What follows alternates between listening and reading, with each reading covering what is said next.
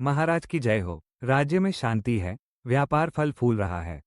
शांति का क्या लाभ यदि किसी झोपड़ी में आंसू बह रहे हों? दक्षिणी गांवों की खबर बताइए। महाराज, वहां सूखा है, लोग पानी के लिए तरस रहे हैं। ये सुनते ही राजा की आंखों में चिंता नहीं, संकल्प चमका। आज ही हम वहां चलेंगे। राजा को सबसे पहले दर्द देखना चाहिए, सुनना नहीं। राजा ने साधारण वेश धारण किया। वो प्रजा की सच्चाई जानना चाहते थे।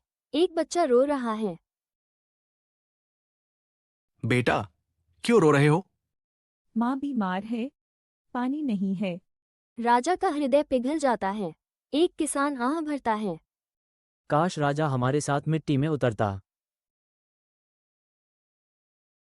राजा मुस्कुराते हैं। यदि राजा मिट्टी से दूर हो जाए तो वो पत्थर बन जाता है। वो अपनी पहचान बताते हैं। गांव वाले स्तब्ध। सुनो उज्जैन की प्रजा, आज से नया सरोवर बनेगा और पहला फावड़ा मैं उठाऊंगा। सैनिक रोकते हैं। महाराज, आपके हाथ कोमल हैं। सेवक के हाथ कभी कोमल नहीं होते। राजा के हाथों में छाले पड़ गए, पर उनके चेहरे पर मुस्कान थी। एक वृद्धा पास आती है। महाराज, आप विश्राम कर लें। जब धरती विश्राम लेगी तब मैं भी ले लूंगा। दरबार में कुछ स्वार्थी अधिकारी असंतुष्ट हैं। दरराजा जनता में अधिक समय बिताते हैं। हमारी शक्ति घट रही है। वे एक निर्दोष युवक पर चोरी का आरोप लगा देते हैं। महाराज, मैं निर्दोष हूं। सत्य को शोर की आवश्यकता नहीं होती। पूरा दरबार सांस रोककर खड़ा था।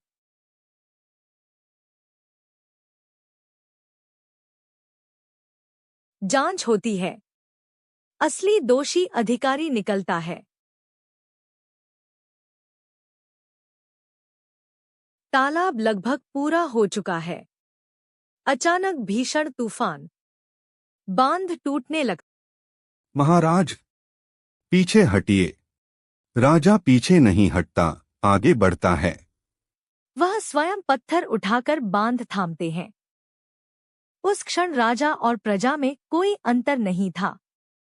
सब एक साथ खड़े थे। आखिरकार वर्षा होती है। तालाब भर जाता है।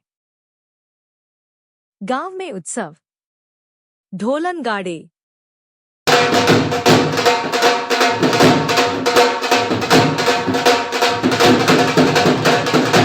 महाराज, आपने हमें नया जीवन दिया। नहीं, हमने मिलकर यह किया है। एक बच्चा आगे आता है। मैं बड़ा होकर आपके जैसा बनूंगा। राजा मुस्कुराते हैं। मेरे जैसा नहीं, मुझसे बेहतर बनना। दरबार में सभा। याद रखो, राजा का मुकुट सोने का नहीं, विश्वास का होता है। जो पहले सेवक बनता है वही सच्चा शासक कहलाता है। और इस प्रकार उज्जैन ने देखा एक ऐसा राजा जो सिंहासन से नहीं, सेवा से महान बना। जिसने सिखाया कि शक्ति आदेश देने में नहीं, बल्कि कंधा मिलाकर चलने में है।